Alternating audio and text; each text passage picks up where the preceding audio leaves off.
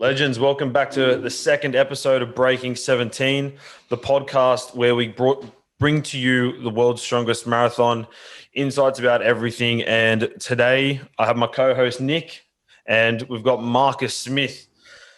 He's an extreme athlete, an insane motherfucker, an entrepreneur, motivational speaker, extreme coach. He has a very clear vision of just making people's lives better through culture and environment. He's developed his own gym in a fight. You run a business called Smith Street. It's all about paleo diet, and because you found that works for you the best. Mate, you're currently living in Dubai. What's life in Dubai? For those people that have never traveled, what's it like with COVID? How's everything going at the moment? Hey guys, listen, thanks a lot for having me on, and hopefully we'll have a good chat over the next hour. Yeah, Dubai's, mate, it's quite crazy because it's almost like nothing's happening. I guess the only thing that mate, there's obviously, we're not stupid and oblivious to the situation, but the cases here are quite low. Death rate, like, one person dies a day, which, obviously if anyone has lost anyone through COVID, I don't want this to sound insensitive, but one death a day in a country of this size is negligible in my eyes. We're following regulations around social distancing and wearing of masks and stuff. But listen, guys, as for everyone, it's been a super challenging year and one year that we'll definitely remember. And I just hope that everyone that, we're all in it and we all take something from it. So everyone that wants to get better as a human being, which I hope is everyone that's listening, just sort of can maybe sit towards the end of the year and just note down, what are the biggest learnings. I had a conversation over dinner last night with my wife about, because she was actually in Australia during the lockdown. We were apart for 4 months. Wow. And so I sat in my house here in Dubai and she sat in our house there in Australia, and it was just the weirdest time. And we were talking last night about sort of reflections and just figuring out what we can take from these situations to make us better human beings, to make us mentally stronger, also physically stronger. So, whilst I think we're in this crazy time, especially right now, whereas America doesn't know what the fuck's going on. Europe's locked everything up again. And as you kind of go through the world that way, Middle East, we're quite open. Australia is obviously, although you're not letting people in, movement and life is kind of going back to normal. So it's crazy, mate. And I think we'll look back for a number of years and go, fuck, what happened? What really happened? Yeah, well, they're saying all the flu and all that's down, which is absolutely bullshit. It's just, no one knows the truth with this shit, and it's doing my head in because just no one knows what's going on, and everyone's just using COVID as an excuse. And it's just, it seems a bit stupid. I think that's one of the biggest things, Corey, is that you can choose to use these things as excuses to just be average and be a lazy prick, basically. And there are a lot of people that are doing that. If people are late now, it's because of COVID. That's it. It's you're late for a meeting. How's COVID related to that? So, and this is one of the things that I see in almost a personality trait of weak people, that always just looking for an excuse, and COVID will give you every single excuse under the sun. Yep. And we're all in the same sort of, we're all in the fitness industry. It's been tough. Gyms got shut. We still had overheads. We still had livelihoods to protect. But you choose whether you use these things as excuses or you just figure out what you can learn from them and have that commitment to getting better. And, God knows, mate, if you'd have asked me, are you happy with the way 2020 panned out? No, of course not, mate. I can't, we all kind of wish it would never happen, but it's just not an excuse to just be pathetic, and that's what we see a lot of.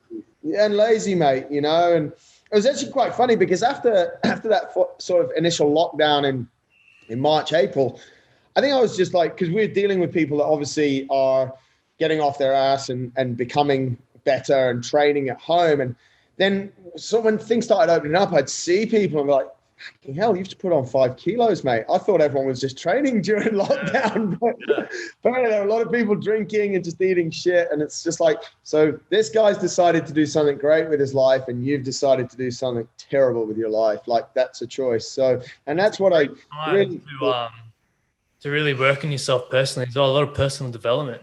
You got to take advantage of this time. Yeah, I agree, Nick. Like, that's something that's super important. And, you know, I think it's difficult for people because people have spent a lot of time on self-development, reading books, learning, you know, podcast listening's gone up, audio books has gone up. And like, there has to be a point where you take all of that learning and self-reflection and start to take action. And I think that's where we're at now, that we can't just keep on learning the whole time. Like, you probably fucking know enough about food that if you eat shit food, you'll get fat. Yeah. Like, you know, go up to 10 people in the street and ask them if an ice cream's healthy and you should have 5 a day. And I think maybe one will say yes. You know what I mean? So it's kind of, you're absolutely right. And people have developed some quite good habits, or did have some quite good habits during the lockdowns, that have now perhaps slipped by the wayside. And it's a time to really, as I say, I think as we approach the end of the year, it's a time to really sort of think about, like, yeah, what did I learn and what am I actually doing with that knowledge that I have? Because most of us just know way too much now. You know, if you've read a book a month for the last 6 months on self-development and you're not developing self, then what were you reading? And, you know, so it's a crazy time. God knows, 10 years on, we've, you know, listening to this back and we're like, wow. It'll be interesting to see next year how people apply all those learnings to come through. But with to talk about the lockdowns and stuff, we've been, or me personally, have been so creative with, and Nick will be able to vouch for this, is there's no races on anywhere for us ultra runners and stuff like that. Yeah, I've been going out and creating our own races. Nick had never run over 6Ks, and he ran his first marathon around a 1K loop. So he probably had 3 people. I had 3 people come and complete that during that night. Never had ran a marathon before. So there's people around me that I guess are seeing what I'm doing and getting inspired. Yeah. Is like, fuck, if he can do it, I've got nothing better to do in COVID, so why wouldn't I just go and run a marathon? Yeah.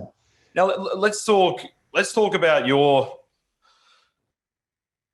I guess, resume in ultra running, your achievements. You've ran a 230 kilometer ultra in Kenya. You ran 30 marathons in 30 days.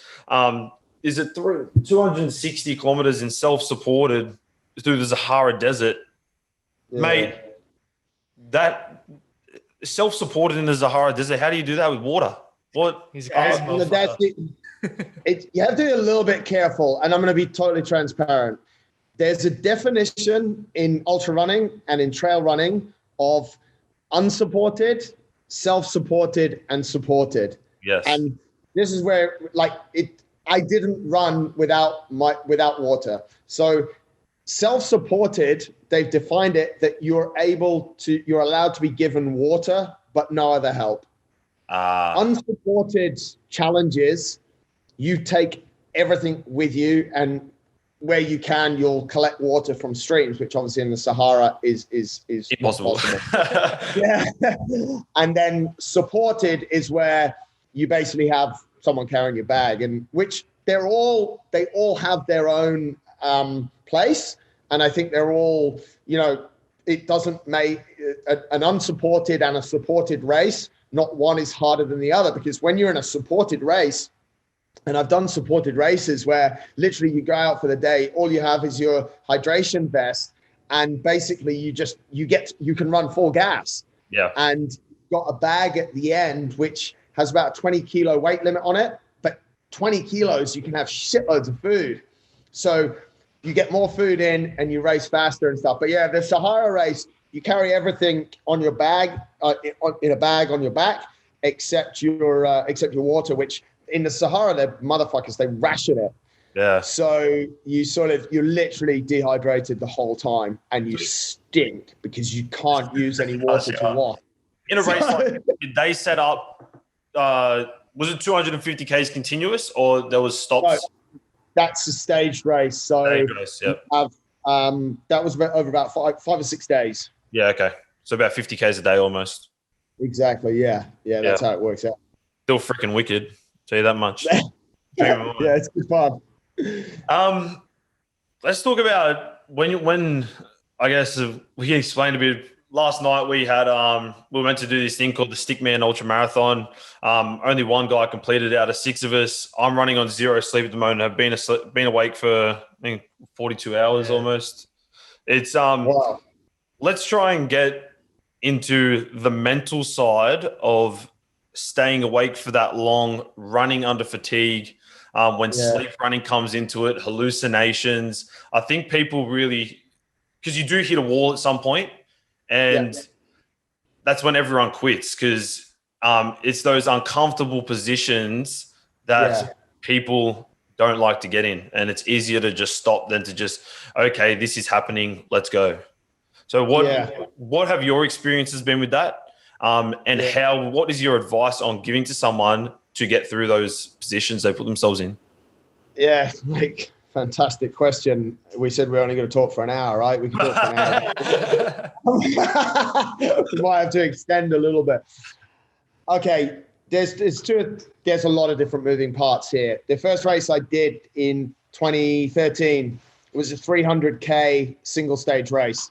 And it was my sort of first long ultra. I'd run about 60K races before, but I'd never ran anything long. And there was no campsites. There's nothing. It's like 3, 2, 1, go. And you've got 90 hours to get to the end. Now, 90 hours is like 3.5 days or whatever it is, like it's quite a long time. And I was a real rookie. I didn't really know anything about ultra running. I'd never hallucinated before. I'd never used recreational drugs, just didn't find it very interesting in my youth. And I got to a point where I did start to hallucinate. And luckily I was with my running partner. We chose to run it together, and you shit yourself. You absolutely shit yourself, because none of us expected it to happen. And you obviously, I think because of the general DNA of ultra runners, we're quite tough to a certain extent. We're also quite weak in other areas, but we don't. And when you start to hallucinate, you don't really know what's going on, so you don't want to believe it's happening. And I sort of jumped back and I was like, what's that? And my mate's like, what's wrong with you? And I was like, nothing. And he just sort of like, obviously. And what I'd actually seen, guys, was like this tree, almost like this bush behind me here, like this kid was coming out of it. And I'm just going, fuck, I'm sure I just saw a kid coming out of that bush. And anyway, you just keep on trucking it up, you're just running along. So at the start, and this is why, like, it's quite frightening that it's happening. And it's a symbol that you're losing control of your mind due to fatigue.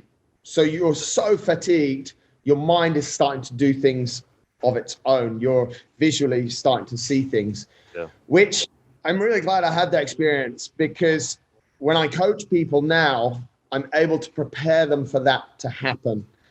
And I've done some research into hallucinations and these kind of things, like, kids coming out of plants and this kind of stuff, and not being able to judge light and distance are, shall we say, quite normal characteristics of it. So when I put people in races now that they're going to incorporate a lot of sleep deprivation, we prepare them and we can say, this is what you're going to see. This is what we want you to do. And the number one thing, and this is what I say, like, I developed a problem-solving scenario called the Ultra Mindset, which a lot of the time when we have problems as human beings, our first reaction is to deny that there's actually something wrong. And we're like, like I just said there, my mate said, what's wrong with you? Nothing. And we just carried on running, and I was a perfect example of it, and we don't want to believe it. We don't want to believe that because no one wants to fail. Like, genuinely, no one wants to fail. So we don't want to believe it's happening. So we deny it. Now, you can't avoid or pass through sleep deprivation through denial. Like, it just doesn't. 100%. And so many things, they just don't go away. And this is the same this is basically a similar conversation. If you've got if you've got an issue with a relationship, denying that you've got that issue with that relationship is not going to solve it. You have to admit that there's a problem. You have to really address that problem. And that's why the first point I share with people from the ultra mindset is just admit that you've got a problem. And this is where, like in sleep deprivation, stopping before it's almost like when you're doing threshold work. If I push you too far in the red, then I can't bring you back to do more efforts. I have to let you have a prolonged time to recover. So you can look at sleep deprivation almost like threshold work. If you go too deep in the red, you're not coming out of it. And so what we have to do is we have to play this line, just like we're doing threshold work. We have to play this line, and a good coach will get you through. If it's 5 1K efforts at threshold with a 1 minute recovery, a good coach will be able to get you through that on the right pacing. If you've been told the wrong pacing, after effort 3, you'll drop off the cliff and your graph will go down and you'll run effort 4 and 5 at like 6 minutes a K. It's exactly the same with sleep deprivation. So if when you get those first signs of sleep deprivation or hallucination, you've got a decision-making mechanism prepared to counteract it, which is something as simple as rest for 10 minutes. Yep. But in that moment, that sounds so counterintuitive. It's like, I'm going to let this guy go past me in the race, so I'm going to do this. And no, it's fine, And this is where I think it applies so often in life, is that we've got a goal, we've got to get from A to B. We're just going to keep trucking it up and trucking it up and truck it. It's sometimes like watching England play rugby against the All Blacks, and all they do is go one out from the ruck, and it's like, yeah, there's still no hole there. There's still, it's a knock on. You know what I mean? It's just like, let's move it wider. But this is the problem, is that we're so aggressively goal orientated that we're not willing to just pull back a little bit, and admit that we've got this problem, and then figure out what we can do to get over it. And sometimes that might be a little bit of sleep. Now, from a physiological standpoint, like, this is what we have to respect as well, is that human beings, we're animals, and we function based on circadian rhythm, which is day and night. Yes. So if I ask you to stay up for 40 hours, I'm asking you to go against what's completely natural for you. So there's no wonder that the human body is starting to reject it. Yep. And there is going to come this tipping point where you basically crack. How we train that often is we get people and we'll practice micro napping. So we can, and this is the same as my example of threshold training. If I keep you on the edge, but I don't let you go over, and I train you like that a lot, then that edge goes a little bit higher each time. And it's quite similar to sort of sleep deprivation as well from some standpoints. From some standpoints, it's completely different. But if we train micronapping, like we've got an event coming up towards the end of the year, which is a 300K run, and we're training 6-hour run blocks with a 2-hour rest so that we can complete that in about 2 days. That's kind of 2.5 days is the time we're trying to finish this 300K. But if we don't practice that, and if we don't respect that actually we're going to enter these levels of fatigue, then we're setting ourselves up for failure. And I think that's one of the biggest things as well, is that just because you can run 5K, it doesn't always mean that you can run 5K 50 times back to back. It needs a little bit more sort of respect, and it also needs a little bit more science behind it and proper coaching. One of the things that we see, sorry, this is quite a long-winded answer, but I try and keep everything it's good. A little bit in context. The other thing that we see is what you spoke about there, Corey, is like the mental side to it. So a lot of people say, okay, how do you continue to push when you're sleep deprived, when you're in a varying amount of pain? And I've got quite quite clear views on pain that no one really knows what it is. You know, there's some tests that have been done that, you know, we can figure out people's tolerance to certain levels of pain, such as being in ice cold water or touching something very hot. I can prove that I have a higher tolerance to pain if we measure -5 as being a good measure of tolerance to pain, and I can stay in it for 6 minutes and you can only stay in it for 4, or vice versa. Does that makes my pain threshold in that particular activity superior to yours? But how does that transfer to, you know, when I bust my ankle running down a mountain? And so it's kind of interesting like that. But people will say, well, how do you develop this mental toughness? Well, the mental toughness is not actually doing yourself injury. It's being in a position of, how can I say it, of discomfort that you know is, again, on that line of tolerance, is not going to push you over. Because sometimes as well, if you have, let's say if you have a bad hamstring, you tear a hamstring in any sport that you do in training, and you take, depending on the tear, if it's a medium level tear, you take 3 straight weeks off, and you eat well and you recover well, there's a very good chance that in 3 weeks you can now run again. But if you try and run again in a week, then you're going to have a problem. So there's certain physiological things that no matter how mentally tough you are, when that hamstring is torn, it needs time to repair. Yeah. The other side of it is that people are mentally weak, and they're entering events that they don't care about. They think they want to finish, but they don't. It sounds cool. Yeah. And the more, I know you guys have been around this, especially like our English and Australian culture is the same. Most of these ideas start in the pub with the lads. Yeah. You know, and it's sometimes 1 beer in, and it's sometimes a lot more beers in. But it's like, you know, one of my mates that is an incredible ultra runner, he started his ultra running career as a bet in a pub, you know?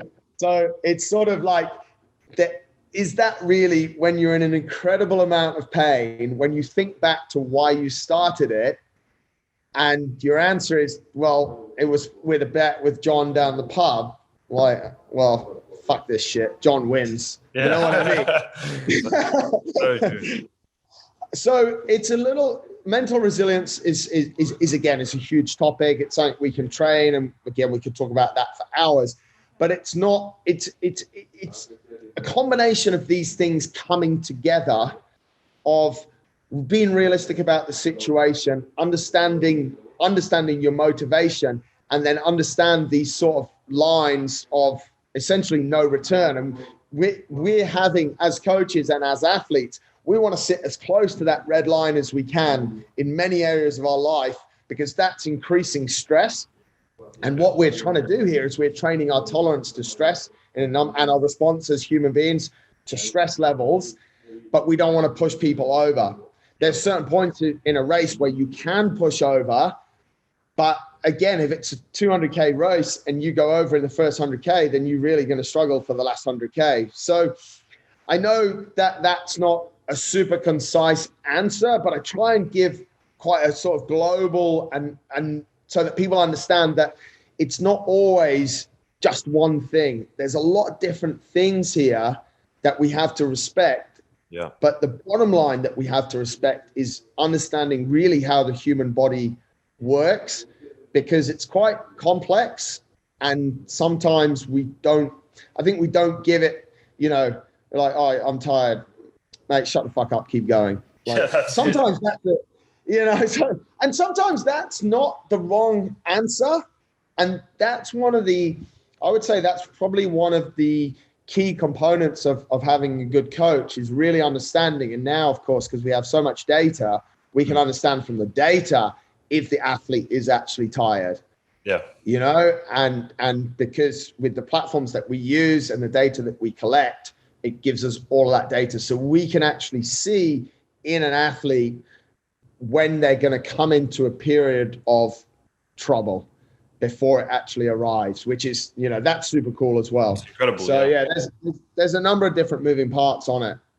See, I think you touched on everything there. You had every single nail on the head. But what I wanted to bring up was when Nick had never ran over 6Ks before. He comes to this 1K loop. So there's one element. This is a 1K loop. Yeah. You're watching your car every single time you run past it. So every single lap you can see your car, and you still went for 42 Ks.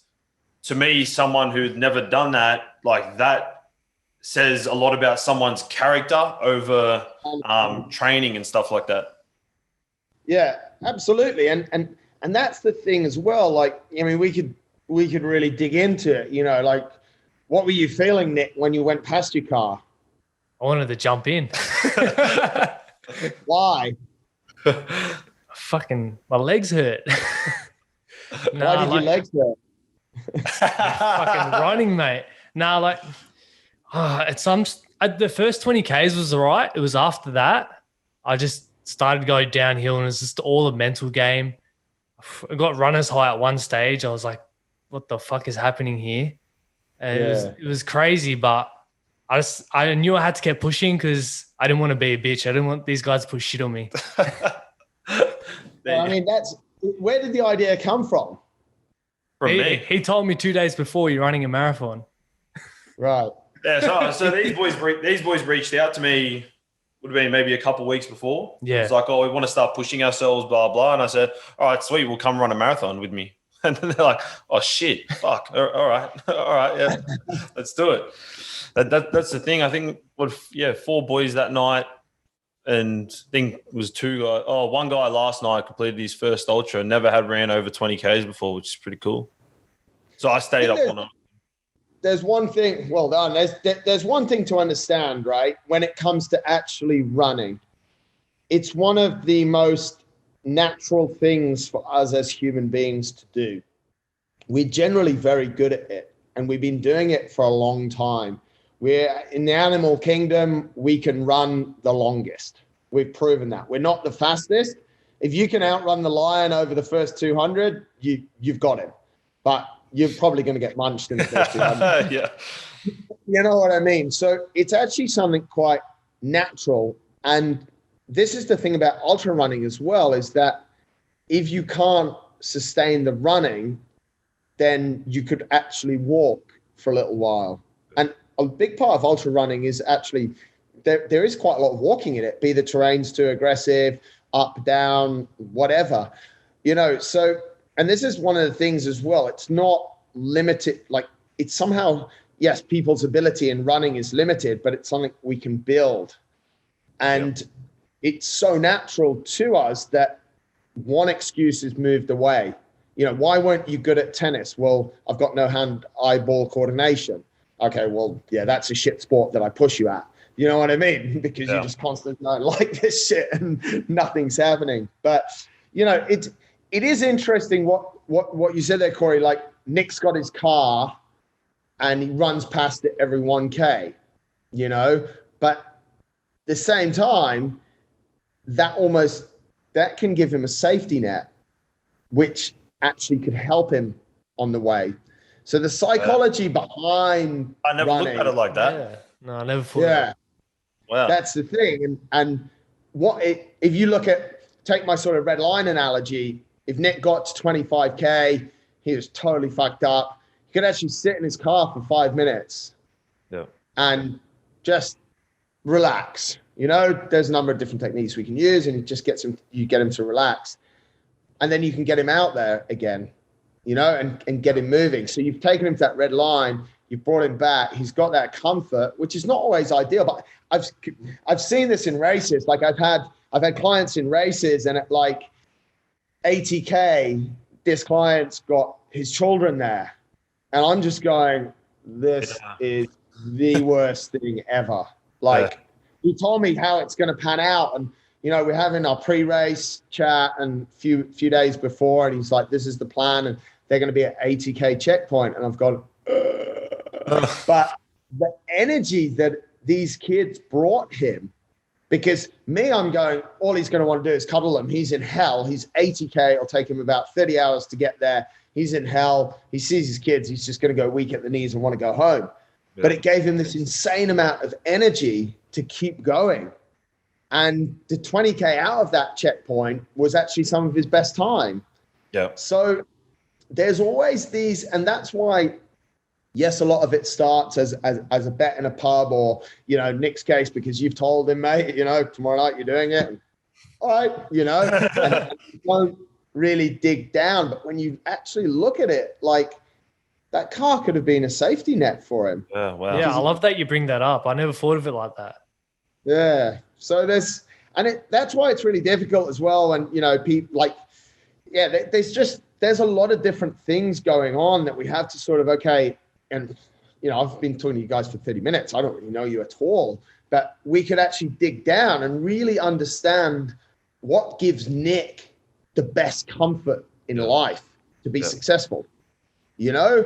Yeah. And this is the psychology around human performance, running, whatever it is. And it's not just human performance in sport, it's human performance in many different areas. Really digging down and understanding what our key motivations are and where they're derived from is really important. And all of that comes from how our subconscious mind works, has worked, does work, and will continue to work. And our subconscious mind is programmed by what happened to us, when we were younger. There's certain things, and there's certain things that we've dealt with. There's certain things that we haven't dealt with. There's certain things that we maybe don't need to deal with.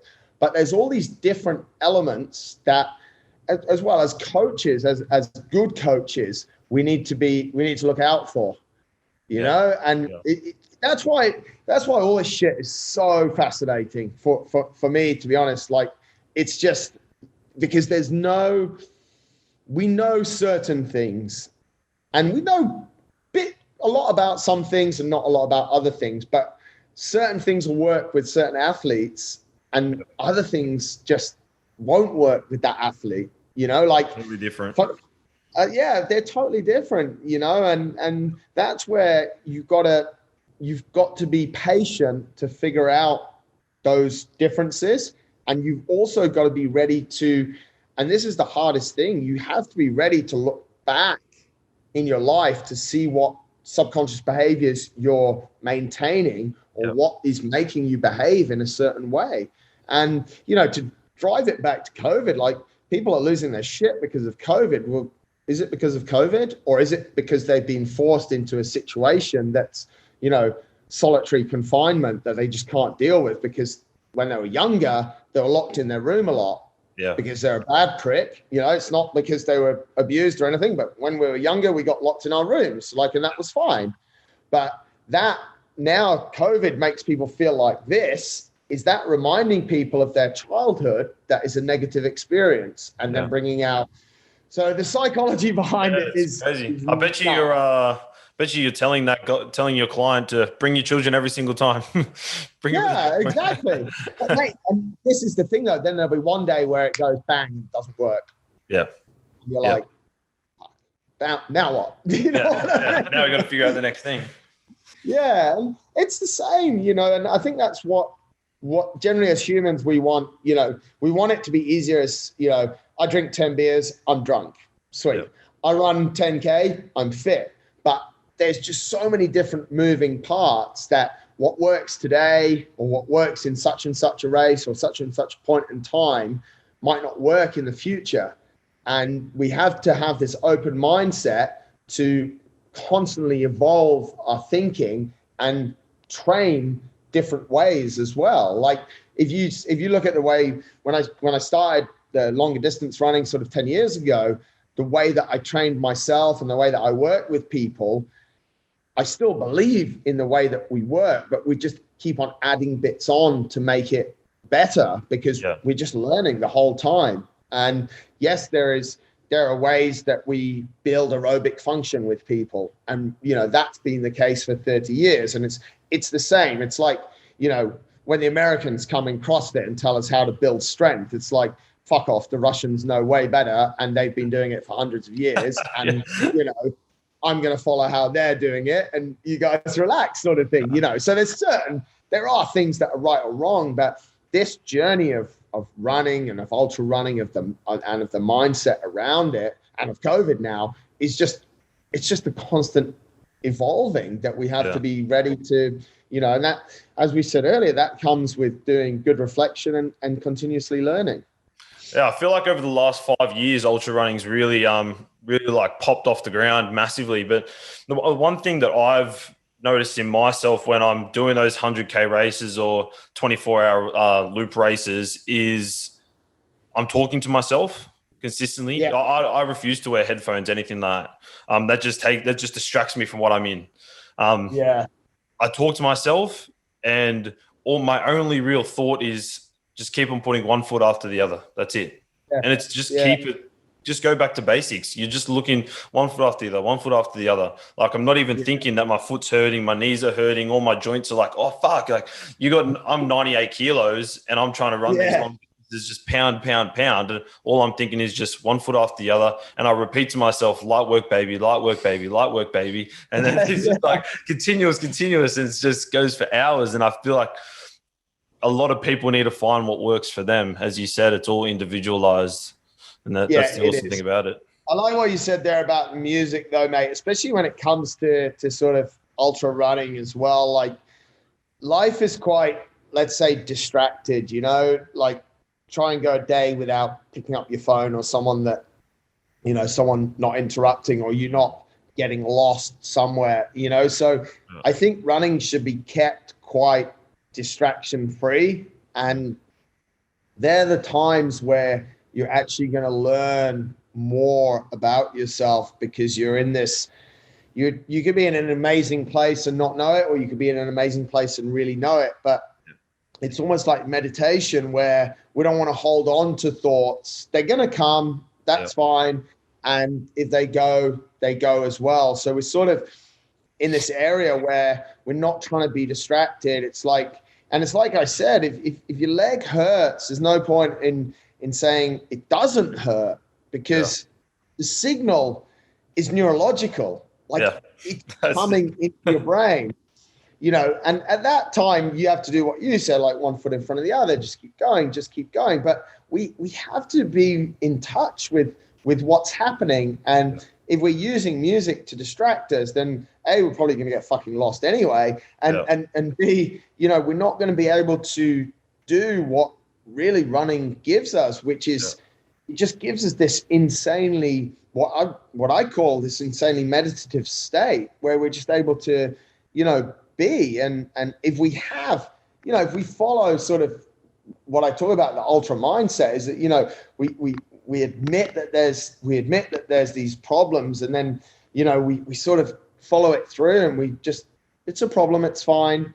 We reject the fact that it's going to stop us, because we're just like, we're chilled with it. We're going to figure this out, and in that we're relaxing, and then doing exactly what you said there, Corey. We're saying like, what's next? And that's just, let's just keep moving forward. And if that moving forward, and this is why it's applicable in so many areas of life, if that moving forward is still a problem, we should just be comfortable with, when you're kids, how many times do parents send you to bed, we'll deal with this tomorrow. Yeah. Because in that time, that's the best thing to do. Yeah. And, I've sat in races I was in Kenya last year. I was racing across the plains, amazing animals, giraffes, lions, hyenas, the whole thing, and there was one stage I'm completely fucked. And I was doing well in this race. I was on the podium, and, I was sat under a tree, and I was like, I just needed to get out the heat for 5 minutes. And immediately when I sat under the tree, I'm like, fuck, this guy's catching me. And I'm doing my head in, and I was like, why do I care? Because when I finish my 5 minutes sitting under this tree, I'm going to be golden. And of course, the guy doesn't get that much closer. And when I start running again, I'm in the zone. You know what I mean? So it's kind of this, but you only get to be able to practice those things and get better at them by practicing them, if that makes sense. Yeah. And that's why we have to train. We have to train hard. Most people don't train hard. People say they train hard. Most people train like absolute pussies. Like I feel you on that one. I feel you on that one. Trust me. What are you rolling around on the floor for? You've done 5 thrusters. You're just. It's just that's the worst thing to come from CrossFit, right? The fact that it's so celebrated when you roll around on the floor. It's like you're just weak, I remember back in the day. Obviously, Mikko Salo is a legend, the Finnish guy that won the games in like 2007 or 2008, and he's like, why they lie with their chest up? He's like, when the bird is dead, he lies like this. You know what I mean? And it's in one of his documentaries, and I always remember it. Like, mate, I've done my fair share of lying on the floor. Don't get me wrong. You know what I mean? But it's, so I think people just need to figure out that time and that it is a relationship almost with ourselves as well. It especially if you've been running or been doing sport with music for a number of years, like that's your jam, and some of the world's best ultra runners still use music. I know that, but I think to get into this state where thoughts come, thoughts go, and we're relaxed about things is, it's easier said than done, but it's important to train it as well. Yeah. It's one of my rules when people come running with me is just no headphones, but also it's good that you touched on there. I just wanted to bring it back to when your parents as kids, how they, we'll deal with this in the morning. You can also adapt that to your relationships. That's why a lot of relationships these days are breaking down, is because we're going to bed angry at each other. And you're not like, hey, what's wrong? Let's talk about it. I don't want to go to bed angry with you. I don't want to go to work angry at you. Let's talk about it now. Let's deal with it. I want to have a good day. And that's why everyone, people have bad days. Like, don't have bad days. Let's deal with it right now and sort everything out. And then also, one thing you mentioned was with people training hard, it's what I've found a lot with people. They message me. It's like, oh, I want to do a session with you. I want to train with you. I'm like, all right, no worries. Meet me here at 2 a.m. And they're like, we can't do it another time. I'm like, no, that's when I train. Like, if you want to come and train with me, that's fine. Like, this is where you're going to meet me. And it's like, do you really want to train hard? Do you really want to put in the work? Or like, what do you want to do here? So true, man.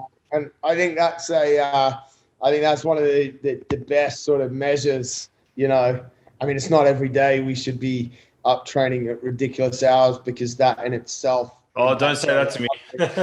Don't say that to me. But it's like, I get it a lot, mate. People all message me in Instagram and stuff, and anyone's always welcome to come and run and train with me. And it's like, this is the time and this is the distance, and come and get involved. And suddenly they don't want it anymore. Yeah, it's scary, mate. And let's be honest, it is for some people, and that's because of so many different things that have happened. But I think people, and especially in this era, and I'm pretty sure you guys are on this page as well. Like, the mates in the pub sort of banter is actually super positive. Like, I'm a big advocate of that. But the wider, because they're your mates. Like, and you go to war with them. Do you know what I mean? We're team. We're animals. We like to be together. We're from herds, if you want.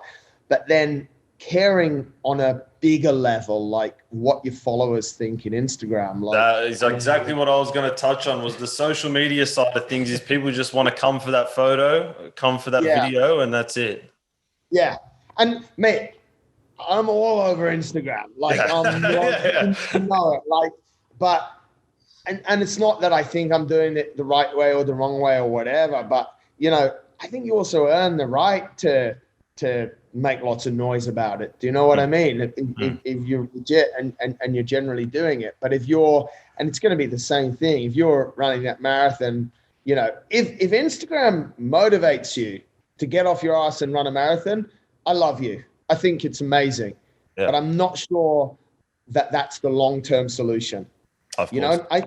When I ran my 30 marathons, one of my friends came and she said, I'm running this for Instagram. And I was like, awesome. I thought it was great, mate. She's never done a marathon since. Has she got it done though?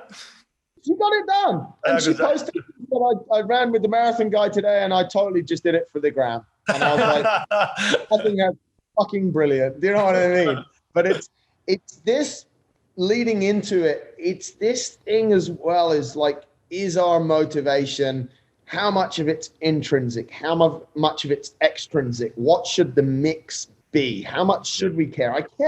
I care so much what my wife and my parents think about me. 100%.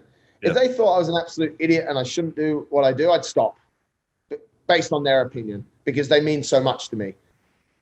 I could get 100 messages on Instagram today saying you should stop, and I won't. From other people. So it's an interesting time that we're at in society with all of this connection. And that's why drilling down into your real motivation for doing things is super important. But what ultra running does, and running long does, is it gives us a real opportunity to disconnect, to go a little bit back to nature, which obviously if we live in big cities, we don't really get much at all. And to go a little bit back to our primal ways, which is where we've come from. Now, I don't think we should all live in mud huts, but it allows us to revisit that, because we've actually progressed really fast. Technology has moved us really fast in the last few years. So some people are missing a bit of these components. So to get out and like, a lot of people will come and they, I want to run. I need to do the half marathon. And in the end, we figure out actually it's not really about the half marathon. They just need running as therapy for life. And I think that's something that's absolutely beautiful. And I always say that everyone is climbing a different Everest. Everyone is fighting their own battles, and everyone's Everest is completely different. And we as individuals need to be comfortable with it for ourselves, and those around us need to be comfortable. There's no competition here. What you guys do, what I do, I don't care. I care what you do for you, you know, and I want you to do the very best that you can. But we don't look at each other unless we sit one day in a pub and we say, right, we're going to race over 200K, 3, 2, 1, go. Then I'm all about what training you're doing. I'm all about judging you, because I'm all about destroying you, and you're doing exactly the same to me. But at the moment, we're just here for each other, and it's tough with social media and the way things go these days. It makes it challenging, let's say. Do you think, when you just touched on that, you said if your parents or your wife told you to stop, you'd stop. If you wanted something, I find that very interesting that you said that. But if you wanted something so bad, and they weren't supportive of that, what is your take on it there? That would you cancel out your dreams for your parents and stuff to say, I don't think you should do that, because their vision on something is a lot different to yours? That's a really, really good question, mate. As you can see, I'm a little bit trying to think of the right answer of what's actually true. Well, because I have some people in my circle that tell me I'm stupid and I should stop.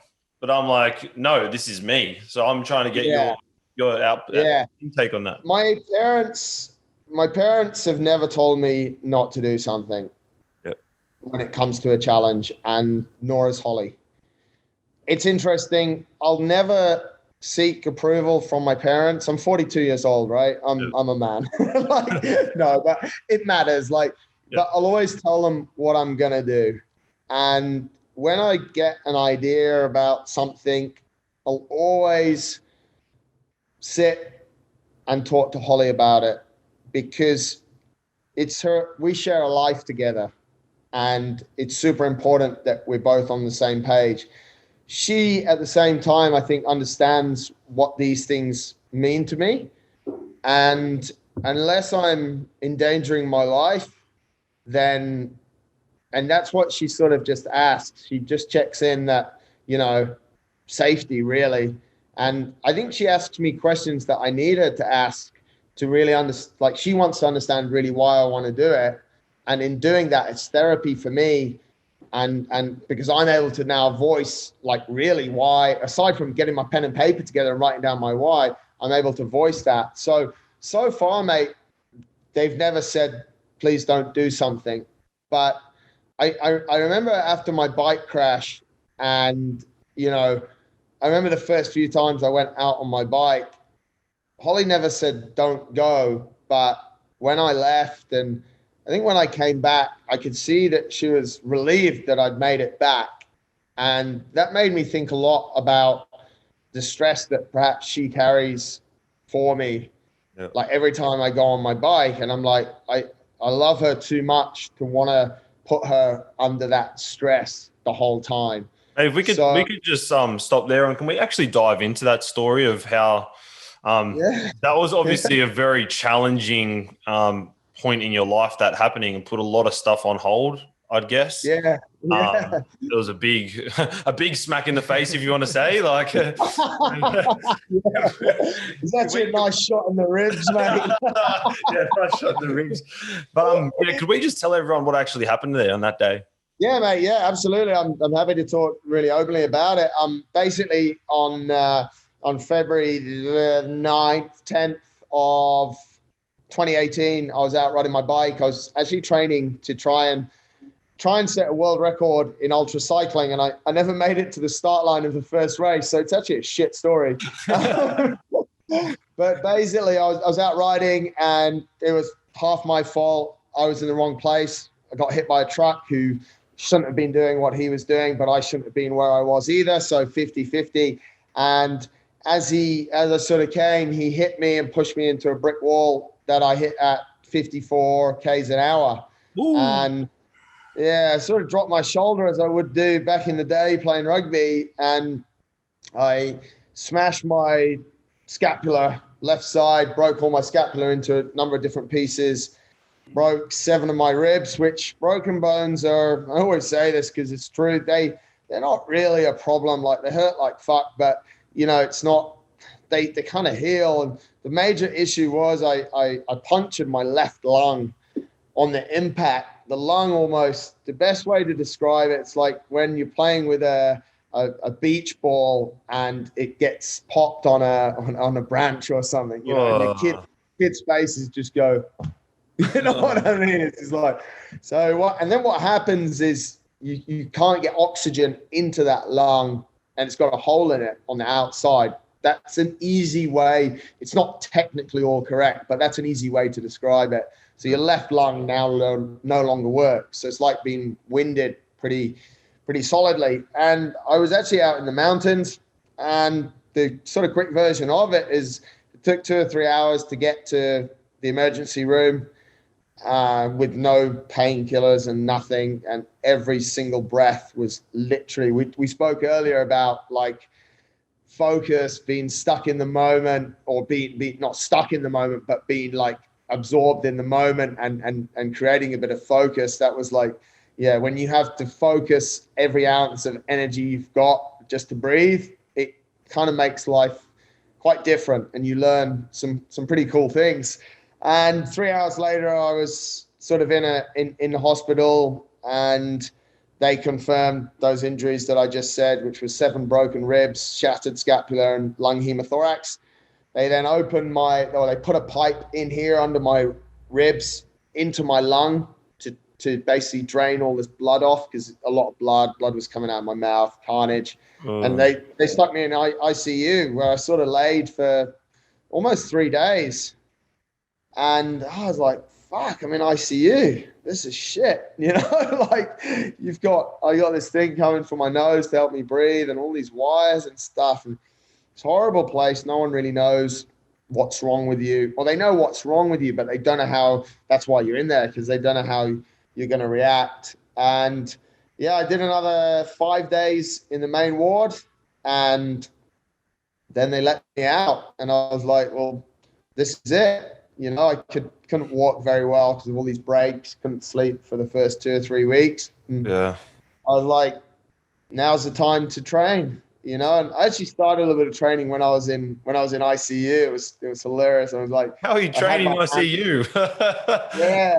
Well, this is probably one of the biggest learnings, right? So I'll share this story quickly, because I think it's one of the most powerful things that happened to me. I was laid there, and Holly had come, and it's carnage for her. One of my friends called her, and said that she needed to pack an overnight bag and come to this hospital, which was about 3 hours away, and that his wife would be there to pick her up. And then that was the end of the conversation. And if you think about it, what we were talking about before, like, it's insane how she sort of just coped with it. She packed a bag for me, not for her, and got picked up. And, you know, and she says it, I think one of my friends made a documentary, which is on YouTube, called Fight for Every Breath. And she says it in there that when she put the phone down, she was like, because my friend had said to her, oh, he's all right. And she put the phone down, and then she started to think, well, if he was all right, why didn't he call me? Yeah. You know? And I'm like, oh God, how this 2 hours or 3 hours for her to get to the hospital must have just been like insane. Like, you know what I mean? She doesn't even know what's wrong with me. I'm not like messaging her. I didn't have my phone. I can't move. I'm all fucked up. And anyway, comes into the ICU, and I'm a little bit sleepy because they drugged me up. Luckily, I got some pain relief, and I sort of woke up at one stage, and as you do, which I don't know, I think it's probably quite natural. We start to question, don't we? Like, why has this happened? Why is this me? And we kind of, it's almost like a fucked up default of the human mind, that this victim mindset, you know? And I was saying to her, I was like, you know, why did it happen? And we shouldn't have been there, because we always on this route used to stop for a cup of coffee, but that morning we didn't stop for a cup of coffee. But if we would have stopped for the cup of coffee, the truck would have gone, and all these things. And wow. She just looked at me and she sort of just said, it happened, mate. and I'm like, well, I'm thinking, for fuck's sake, like, you know, she's so incredible. And for the most part, like, I've never seen her almost be so cold with me. I'm like, you know, she just looked at me and I'm like, oh, right. So I was like, well, I'm not getting any sympathy there. So I was like, well, I'll just doze off back to sleep. And I sort of go back to sleep, and I woke up and I was smiling. And I looked at her and I said, you're right. I said, so you know what I'm going to do? She's like, what? I said, I'm going to start training. she's looking at me like, you shut up, idiot. You'll fall back to sleep. Literally, I'm laid on this bed and my whole left side is completely fucked. And I look down at my left hand, so it's about here. It wasn't this high. And I was like, fuck, what can I do? And I was like, maybe I can just turn it from like this position, palm down, over to palm up. And that movement in itself took like 10 or 15 seconds. When I got it there, I'm like, wow, this is amazing. Wow. And I'm like, I wonder if I can get it back down again. You know, I'm sort of laying in the hospital bed just going like this. But I think this is one of the biggest things, that one of my biggest takeaways from the whole thing. You can always do something. Yeah. And some days those things are going to feel and probably be the smallest things. But, you know, like from palm down to palm up, went to like a front raise, went to 2 months later actually being able to get that arm above my head. Wow. And there was thousands and thousands of reps and tiny, tiny, tiny, tiny movements to literally, I think it was 8 or 9 months later, 8 months later, 8.5 months later, when I started my 30 marathons in 30 days. But those movements, like those tiny movements, the first time I walked around the ward, took me like 30 minutes to go 20 meters and shit like that. Like, they're incredibly slow. They're incredibly small. But it's just like you were saying, mate, like it's just one foot in front of the other. And some days you'll literally feel, and this is nothing against old people, but you'll literally feel like an 80-year-old dude on a Zimmer frame. And some days you'll feel like a kangaroo. You literally, like, I was struggling like this, and I've still got the videos, and it's just mind blowing. And then, but if you don't take these small steps, if you don't go through the right mental therapy, if you don't talk about things, if you don't listen to your body, one thing with I think with my story, which makes it quite interesting as well, is I had physio when I was in the hospital, but the rest of my recovery, I only saw one physio. I didn't go at all to physio. If I could do this, I did this. And I was like, I'm just going to go I'm going to listen to my body, and I'm going to go with what my body says. Like, how many people, let's go back to the hamstring that we were using earlier. Yeah, I pulled my hammy a few weeks ago. I've just been for a run. Did it hurt? Yeah, it hurt like fuck. What are you going to do tomorrow? I'm going to go running again. It's like, are you stupid? Yeah. Like, do you know what I mean? Pain is not always the measure of progress, And you have to know, like I always say it, there's two types of pain. There's good pain and there's bad pain. The good pain makes us grow. The bad pain makes us worse. Yeah. When you're putting your finger in a flame and it's burning and it's hot, stop. You know what I mean? But people are like, no, I've got to get tough. I've got to get tough. Like, mate, this shit skin, it burns. Like, it does. So you got to know where the good pain starts, where the bad pain starts and stops, and then just go with your body. And no coach in the universe, a coach can coach you to understand that, but you have to go through it.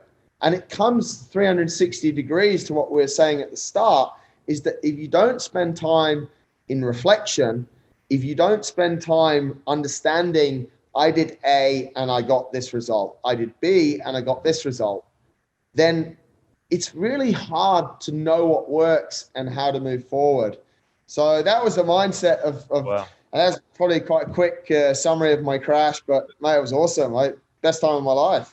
It sounded like when Holly came in, it really just flicked a switch, eh? Like just honestly, that's what it seems like from the outside looking in. It just flicked a switch, and you're like, "Fuck, this actually did happen. I'm not going to dwell on it. How can I get better?" And that's why you need a few fucking good people around you. Yeah. That understand, and that's why when I'm thinking, to go back to the question there, when I'm thinking about a challenge, and I won't bother telling people, because I don't need their approval, and I don't need their doubts. I just need to tell a few good people, the people that matter to me most in my life. And once I've got their approval, I'm already 3 months into training before anyone else knows. That's it. You know what I mean? You don't need it. Like, of course, we love validation from others. We love to be told we're doing a good job. Most of the time, they're fucking lying anyway. But we love to be told, but it's not like a lot of people don't want other people to do better than them. Not every human is a good human. Yeah. So you just need this really small circle of people that really know you. And like you said, mate, like she flicks a lot of switches, literally for me, and that's why we've been together 17 years, mate, because it just, we're bang and it just works. Synergy. So, yeah. Awesome. That's one thing that actually really stood out to me when I did listen to you on Kerwin's podcast was a lot of people were coming up to you saying, "Oh, you recovered quick. It's like, "Oh, you didn't see me in that hospital bed." That's the thing. Like, yeah, mate. Like, everyone's like, "Oh, your recovery was really quick." Yeah, prick. I've done 7,000 today.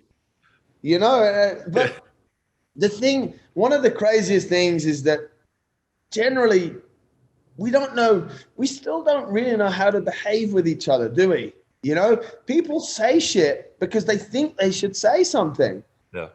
Sometimes you don't need to say anything, because when people turn around to me and they say you recovered fast, it's genuinely an insult. Yeah. Because I didn't recover fast at all. Yeah. It was brutal. It was hard. I would not sleep. I would be in pain the whole time. It was not fast. Yeah. But I was committed, and every day so I was a week in hospital. Then I was a week at home. during that week at home, I wasn't supposed to go out or nothing. And I basically, when Holly went out, I went out. So I'd go, like, I'd get Uber and stuff like that because I couldn't even put a seatbelt on. So if I was in a crash, I would be in a lot of trouble. But I was like, I'm going to go to my gym because the environment is super positive. And I just sit there on a chair, like holding my arm and just watching people work out just to get this energy. And then the next week I was like, I'm gonna go to the gym. And they're like, you're not allowed to drive. I don't need to drive. I'll get Uber again. So I just used to go every morning at 5:00 and I'd start my workout. And I remember for the first 2 weeks, I did 1 hour. I still have it set up on my phone, 100 rounds of Tabata every single day. And I just Tabata everything. And the first day I took a mat that was about 1 inch. And one of my exercises was just standing onto that mat. Because actually walking, like when you've broken all your ribs, walking is actually quite hard, believe it or not. And yeah, it's not fast, but people are. It's the process. Weird. It's a process, so, but it was amazing. It was literally amazing. And in 2018, I turned 40 as well. It's just beautiful. It really is. They say it's what is it when you have midlife crisis? Midlife crisis. When you turn, you need to spice things up. Yeah. But you know what's actually crazy and a little bit spooky as well, and it's there now. Go back to anyone that's listening, doesn't believe me, go back to my Instagram. February the 9th of 2018, I posted a picture with the text on it, everything happens for a reason. Oh, Holy crap. that's crazy. I can't fake that shit. Like, and I'm not really into all this weird shit, guys, so don't get me like a fucking absolute freak. But, there's one thing me posting a quote like that the day before and then nearly lose my life the day after and sitting there with a victim mindset. I just looked at it. I was like, I think it's true. Yeah. That's crazy. I love that you turn that negative, I guess, experience or situation into a positive. So many people would have let that negativity take the best of them and just be down in the dumps the whole time. Yeah. It's what we were talking about earlier though, wasn't it? It's like, if you're looking for an excuse, there's hundreds of thousands of excuses. I don't have the DNA to be an ultra runner. No, you know what I mean? Like, you're absolutely right. And I think this is what I realized when I was laid on the floor after I'd hit the wall, is that I literally had two choices. One was just give up, and the second was literally fight like fuck. Because I knew I was a few hours away from anything. I knew I couldn't breathe. Blood was coming out. And with that thought, I was like, there's actually no choice. So when you eliminate choice and you just go for what you actually want, then there's no excuses. But right now, we're just spoiled with choice. Like, where you guys are sat right now, it's nighttime. Get out your phone, Deliveroo or whatever you guys have down there. You can get anything delivered anytime. We're absolutely spoiled for choice. But when you really narrow things down, and this is the thing, is that like we hear it now with people like, yeah, I might run London Marathon in April next year, or if not, maybe I'll go on holiday to Greece. Do you know what I mean? It's like they're not even close, So we kind of need to just limit the choices or just choose to do one thing and just go bang for it, And it's almost like you will find excuses the whole time if you don't want to do something. And that's where, when I'm coaching people as well, it's like that's where we sort of start to, the excuses they're not legit. They're linked to the fact that they actually don't want to do it. Yeah. Because it just, whether it's false preparation or whether it's this or you guys have heard excuses like we all have, some of the craziest shit, and that's what's often quite fun because I coach about 20 people now and within the business, we coach over 200 people, endurance athletes, and just looking at their different client feedback and stuff, we get a really interesting range yeah, excuses and stuff. And you can always tell. And that's our job as well. Like if someone has excuses, it's like it's not linked to the situation. There's a behavior that's caused that excuse. And if that behavior is not dealt with, then they're never going to get the goal. Yeah. And that's the real knack to try and figure out, which makes coaching, human performance, and everything we do shitloads of fun. Yeah. I feel like people make excuses to make themselves feel better about not doing what they've said they wanted to do. Correct. You're absolutely correct. They're trying to appease themselves. They'll validate themselves. Yeah, it's validation, mate. It's validation. And that's why what we were talking about earlier is like when people say stuff, it's to feed their own insecurities. Most of the time. They're saying things because they're not comfortable with the silence, and they want to feel like they're giving something because they're insecure that they haven't given you something. Yep. It's weird. It's weird how we're behaving, but it's somehow not surprising as well because there's so much shit going on and there's a lot more moving parts now than there has ever been, you know, and that's one of the biggest challenges as well. But I think if you have to look into the habits of people that are incredibly successful, and I was reading recently Killian Jornet's book. He's an absolute monster, ran up Everest twice, and the way that he lives and the outlooks that he has, like we can learn a lot from people like that, and we all have the potential, but we all, how can I say it? We all don't really want to do what it takes to make the best of that potential. Because to me, we all have 2 arms and 2 legs, we can run. Yeah.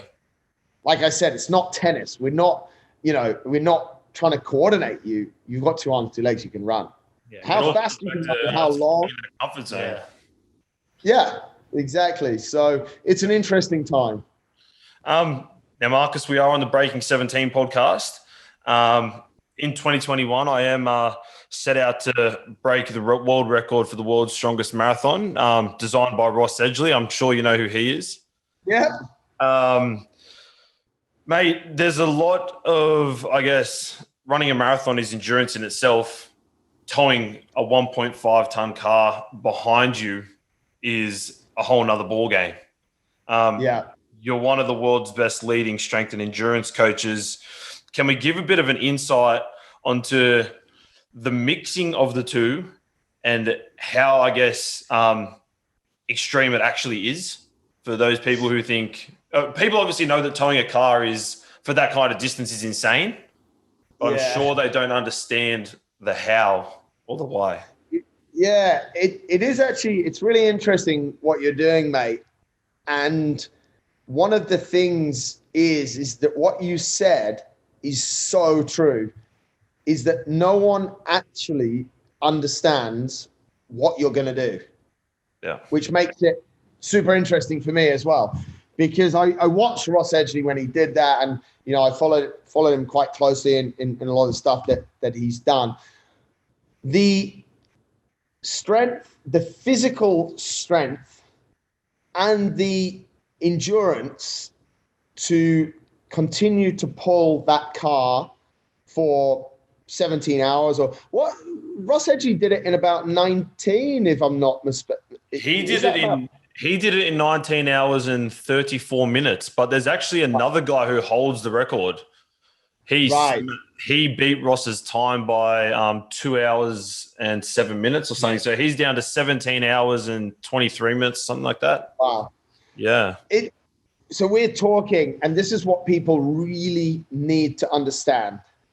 Apart from, I don't know if this is a little bit of a generalization about Australia, but let's see. Apart from going the piss for 17 hours straight, what have you done in the last 10 years for 17 hours straight?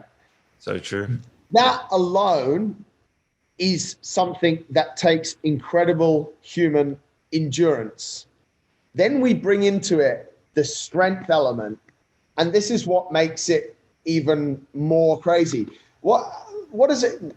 Is there a set weight of the car? It's over a ton, right? It's about 1.5 tons. Yeah, so it has to be over 1.5 ton. I'm currently training with 1.8. Right. Yeah. So listen back to that, folks.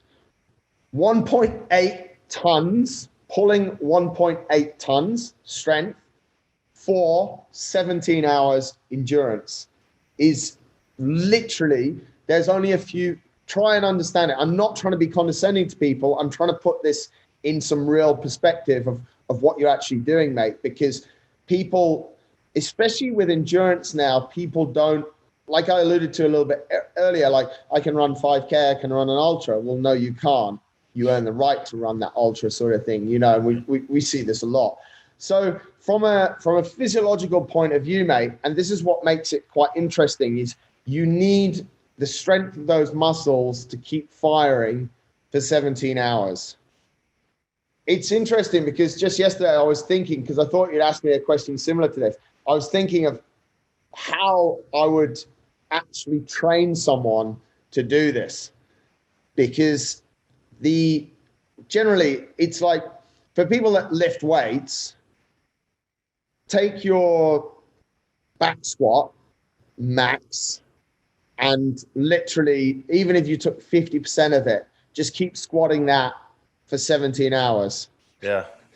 And let me know how you feel, sort of thing. Oh, don't put that in my brain, because you just put that in my brain. Now I need to go and do it.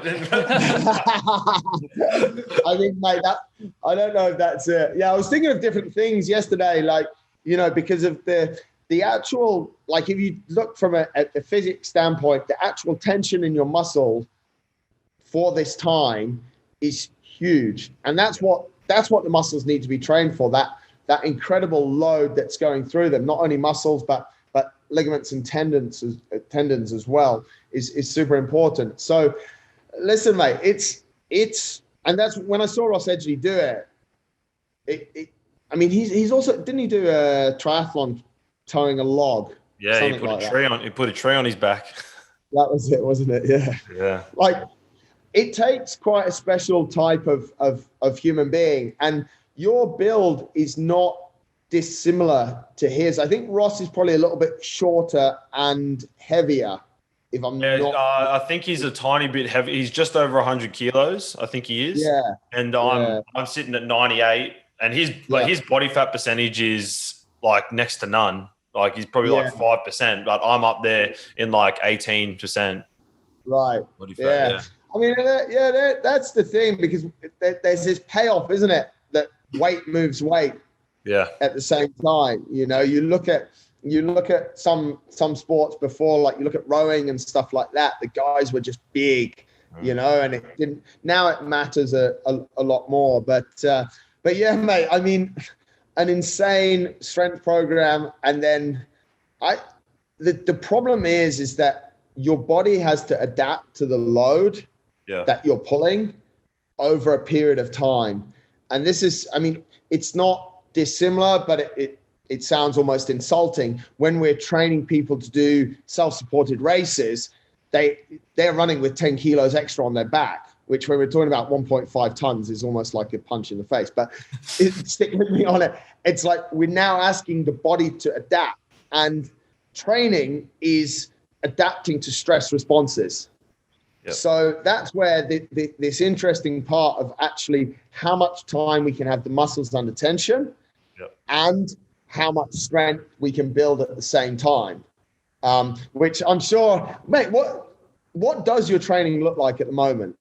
So it basically looks like a standardized marathon program, lifting really heavy shit. So I'll have on and off weekends. So every fortnight I'll have a carpool and then a long run on the weekends. That's what my weekend will look like. On a Monday would be just strict recovery. There'll be 3 days. So I have on Tuesday, Wednesday, Thursday. Pretty heavy on the legs. We're in a 9-week building phase at the moment. So we're not really looking to go into specifics as of yet. So this 9-week building phase looks like we do 12 sets, 3 reps. Say one day will be back squat, deadlift, and rows. Then the next day will still be, because I still want to keep my upper body nice and strong. So the next day, while we're giving the legs a rest, we'll go for a bit of a cycle, and then we'll do bench press, and I think it's military press. So it's just a quite strict building block for 9 weeks at the moment. Yeah. And then after this 9 weeks is up, I think in this 9 weeks I have 4 carpools scheduled in. We've already done 2 of them. And that's when I'll go into specifics, know what I need to work on, blah, blah. And so far, for example, those carpools, how long have you pulled the car? Would you pull the car for in a carpool? So the most I've pulled it for is 8Ks at the moment. And that felt... How long did that take? 2 hours. Wow. Yeah, so I'm low key hoping to get the record down to, well, not low key because it's on this podcast, but near the 12-hour mark. Yeah. Wow. Yeah. Hopefully. That's fingers crossed. And how did you feel after 8K pulling a car? Really good. I feel like I could have kept on going. Yeah. Really? Yeah, but I was like, I wanted to keep it. I was like, I'll go to 10. I'll go to 10. Just go to 10Ks, 2 extra Ks. And then the guy who was sitting in the car, he's like, look, you've got this program. And I thought to myself, trust the process again. I've scheduled in 8Ks. You're building for a reason. So my longest carpool will be 6 weeks out, and that will be 36 Ks. Wow. Yeah. And then I'll basically go into almost a taper phase leading into it. Yeah. Yeah. It's super interesting as well. That's why I love things like this, because like there's a number of different ways you can train for a marathon, like the scientific ways, a number of different ways you can train for an ultra and stuff like that. But this is something that we don't have any data on, right? We have only a few. And, Ross Edgley does his stuff a lot with the guys at Loughborough University, where he was at university doing his degree in sports science, and they sort of test different stuff. And now that he's big and famous anyway, everything's like almost a paid experiment. But, without any disrespect to you, mate, you're just a guy that's just sort of decided to do this. So of course, and that's the building, not getting too cocky perspective, but I'm hoping something like this is like, holy shit, put this guy on the map. Do you know what I mean? Yeah. That's where it goes. I know what I can do, and I need to do something to be able to show people that I'm on these levels of different. I don't have the profile like that. So these are just stepping stones, I guess you could call it. Do you think you might follow in his footsteps and swim around Australia, or? Oh, fuck, there's too many sharks, bro. Holy shit. I don't know about swimming around Australia, but running across Australia has come on my mind, which is pretty cool.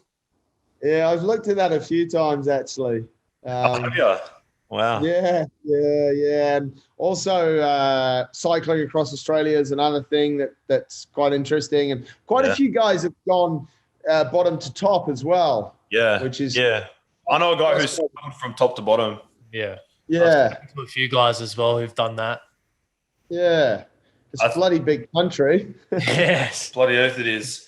I guess, Nick, actually what we'll go into is your one bit of advice to someone who is starting off their journey in fitness, or they keep on getting stuck in the same loophole. I've lost like 5 kilos. Oh, I feel good. And then I don't go for another month.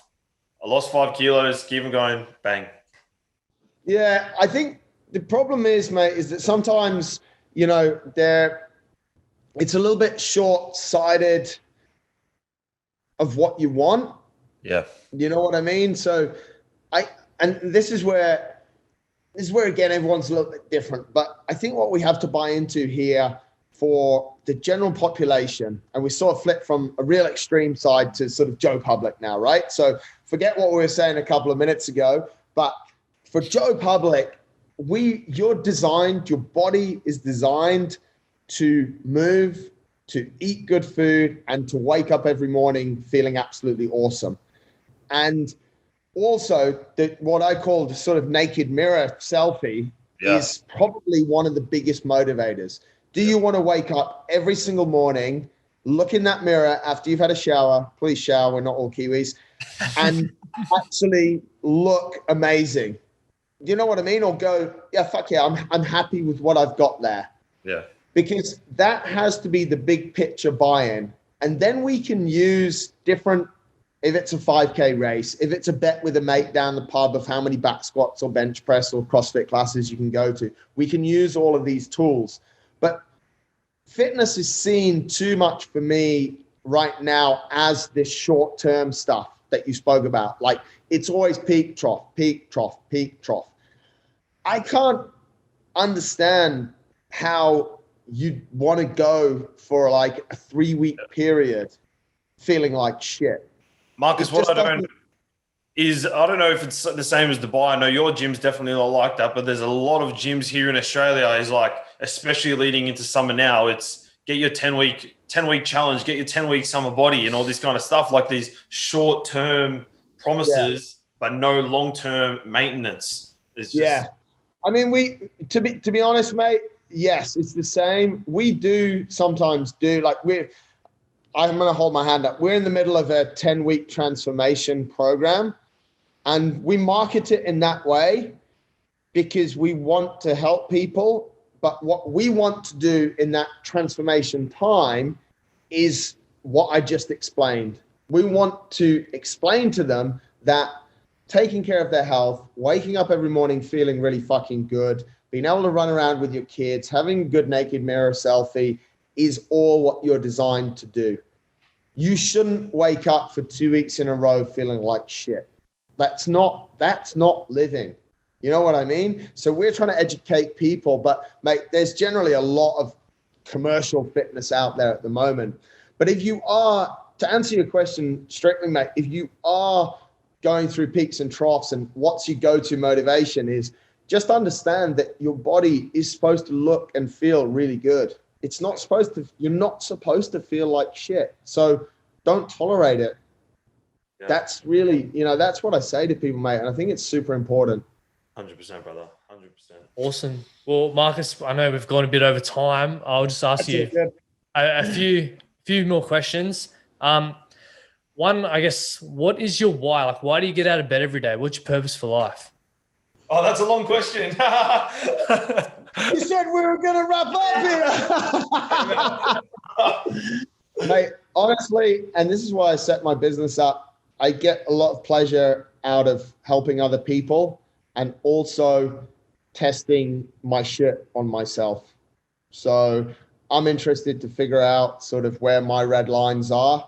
And at the same time, I believe, and I've sort of proved over the last 10 to 15 years, I've got quite a good knack at being able to help other people live a better life. And that's what Inner Fight, my business, is really all about. We want to help people to get better at life. And that's on so many levels, mate. Like, it motivates me as much when someone gets a new job because they're in a better physical and mental space, or I see their relationship getting better, as it does seeing that they've got a six-pack. They're all great things. But I think when we see people getting better in all of these different areas, that's amazing. And, we're almost, you've got COVID, you go to a doctor, we're almost doctors for actually letting people wake up and go look in the mirror and go, fuck yeah, I've got this today. This is going to be the best day of my life, and people laugh at me when I say that, like, what are you going to do today? I'm like, I'm going to go to work.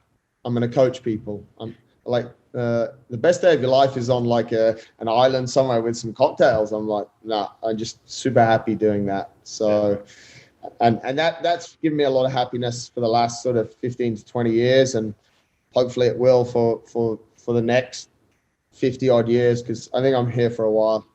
Awesome. I love that you mentioned Better Life multiple times. That's actually the name of my clothing brand that I've started. Yeah. But I guess we'll wrap it up with the last question. When your time's all up and done on this earth in 50, 60 years' time, what's something you'd like to be remembered for? Just that I help people to live a better life, and I live my life. I think a lot of people, we hear it a lot that people went to the grave with too much music in them, Am I going to do everything that I want to do? Who knows? Who really cares? But, I'd just like people to say that when I was in that guy's presence and when I worked with him, I became a little bit better, and he tried to live his life to the full. It's something I think about a lot, mate. I think that's it's a really good sort of final question, because I think that will help people. And I just really encourage everyone who's listening and anyone who you speak to, have you got an answer for that question? Because if you do, it feeds back into your previous question of why you wake up every morning. You know, you just want to know that you've lived, and, you know, who knows what happens after, guys. I have no fucking idea. You know, No. don't ask me that one next, because I don't know. Nah. Well, you're being closer than any of us, so. yeah, I missed that bit out. There's a whole bit about that. That's for another day. But yeah, that's how I'd see it. Thank you so much, brother, for coming on. Thank you for giving us your time. Where can people find you? The best thing is over on Instagram, MJD_Smith. I get back to absolutely every person. Ask me whatever. I try and put out as much content on there. That's another way that I can sort of serve the world, and actually enjoy playing around on Instagram. Sometimes it's a pain in the ass, but for the most time, that's the best. So MJD_Smith on Instagram. And if you don't have Instagram, oh, dude, get it. Nah. Well, thank you, brother. I hope to stay in contact with you over this training and stuff like that, and we can see how it all turns out. March 3rd, 2021. Brilliant. I'm stoked. I think it's going to be epic. And I think people, I can't emphasize what I said earlier, like, try and understand what you're going to do. It's mind blowing, mate. Well done for taking on the challenge. It's going to be huge. Mate, thank you so much. It's an honor to talk to you. Thank you. Awesome. Well, that wraps up episode 2 of Breaking 17. Thank you guys for listening. If you enjoyed this episode, please remember to like, share, and subscribe. Cheers, guys.